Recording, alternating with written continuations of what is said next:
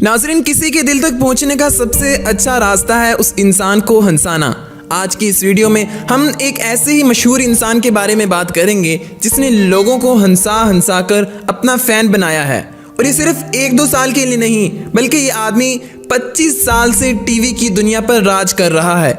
जी हाँ, हम बात कर रहे हैं दुनिया के मशहूर और मारूफ अदाकार मिस्टर बीन की। मिस्टर बीन ने पूरी दुनिया को बता दिया कि कॉमेडी करने के लिए ये ज़रूरी नहीं कि आप लोगों के सामने सिर्फ मज़ेदार बातें ही करें, बल्कि असल कॉमेडियन तो वो है जो आपको बिना कुछ कहे ही हंसा दे। मिस्टर बीन यानी रोवन एटकिंसन को आप जरूर पहचानते होंगे, मगर क्या आप जानते हैं कि इंसान जो टीवी की स्क्रीन पर एक फनी और बेवकूफ़ इंसान होने की एक्टिंग करता है, वो रियल लाइफ में बिल्कुल भी ऐसा नहीं है, बल्कि इसका उल्ट है। और वो न्यूकैसल यूनिवर्सिटी से इलेक्ट्रिकल इंजीनियरिंग में ग्रेजुएट हैं। आपने शायद ये भी नोटिस किया होगा कि मिस्टर बीन सीरीज में एक्टिंग करते वक्त कोई लफ्ज़ ठीक से नहीं बोल पाते। इसकी भी एक वजह है और वो है स्पीकिंग डिसऑर्डर। मगर स्पीकिंग डिसऑर्डर होने के बावजूद भी इतनी अच्छी यूनिवर्सिटी से डिग्री लेकर भी आखिर उन्होंने क्यों कॉमेडियन बनने का सोचा, और कैसे उन्होंने अपनी ज़िंदगी की सबसे बड़ी प्रॉब्लम को, जो कि थी स्पीकिंग डिसऑर्डर, अपनी लाइफ की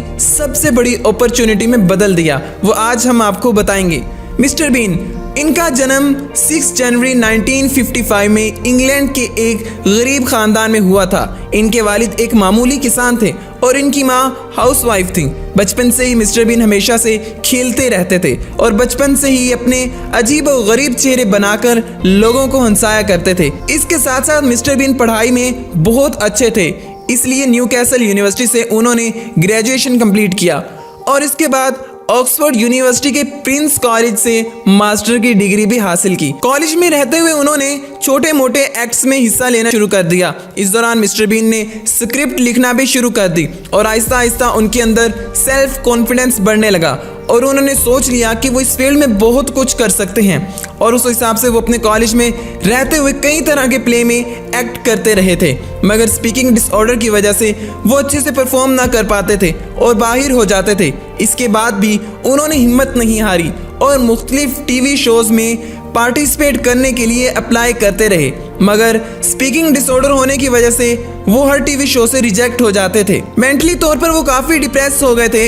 मगर अपने टैलेंट पर मुकम्मल भरोसा था और फिर वो अपनी प्रॉब्लम को खुद ही सॉल्व करने लगे। उन्होंने नोटिस किया कि वो जब एक्टिंग करते हैं तब वो ठीक बात कर पाते हैं, मगर नॉर्मली ठीक से बात नहीं कर पाते और इसी वजह से उनका कॉन्फिडेंस लौट आया और उन्होंने फिर से अप्लाई करना शुरू कर दिया। मगर इस बार बहुत अच्छी बॉडी ना होने की वजह से उन्हें रिजेक्ट कर दिया गया। मगर मिस्टर बीन ने हिम्मत ना हारी। वो एक ऑर्डिनरी नहीं बल्कि एक्स्ट्रा ऑर्डिनरी इंसान थे। ये बात पूरी दुनिया को तो नहीं पता थी, मगर वो इस बात को अच्छे से जानते थे और इसलिए वो हमेशा अपने पैशन को फॉलो करते रहे हैं। और वो एक बात बहुत अच्छे से समझ गए थे कि दोबारा फिर से इन्हें सारे टीवी शो से रिजेक्ट होना पड़ेगा, इसलिए उन्होंने दिमाग लड़ाना शुरू कर दिया और ठीक इसके बाद तैयार हुआ था मिस्टर बीन कैरेक्टर। उन दिनों ऑक्सफोर्ड यूनिवर्सिटी में 2 राइटर आए हुए थे जिनकी मुलाकात मिस्टर बीन से हुई। उन्होंने मिस्टर बीन के साथ मिस्टर बीन टीवी शो बनाने का प्लान बनाया। मजे की बात तो ये थी कि पहले उन्होंने कैरेक्टर का नाम मिस्टर वाइट रखा था,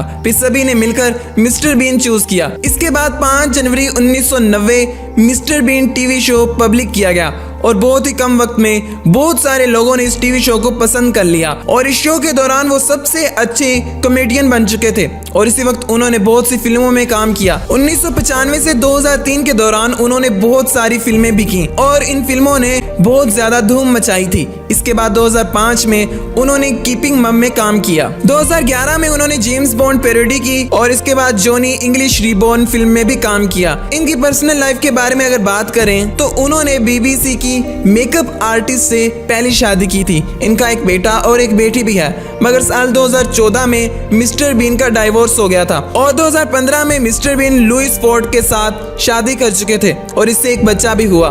मिस्टर बीन से हमें एक ही सबक मिलता है कि हिम्मत कभी नहीं हारनी चाहिए। आज के लिए बस इतना ही। अगर ये वीडियो आपको पसंद आई है तो इसे लाइक कीजिए। मजीद अच्छी वीडियोस देखने के लिए हमारा YouTube चैनल मोहसिन टीवी लाजमी से सब्सक्राइब कर लीजिए। मिलते हैं अगली किसी ऐसी अच्छी सी वीडियो में। अपना बहुत बहुत ख्याल रखिएगा। अल्लाह निगहबान।